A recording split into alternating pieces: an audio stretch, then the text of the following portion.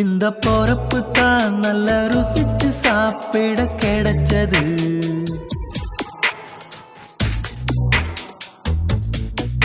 அத நினைச்சுத்தான் மனம் உலகம் முழுவதும் பறக்குது. அட சுட சுட அட சுட சுட அந்த மதுர மல்லிப்பூ இட்லியே மீன் குழம்புல கொஞ்சம் புரட்டி சாப்பிட எச்சினு ஊறுது உள்ளுக்குள்ள.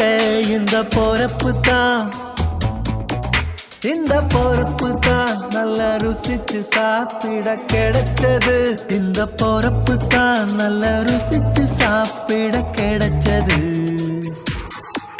அத நினைச்சுத்தான் மனம் உலகம் முழுவதும் பறக்குது.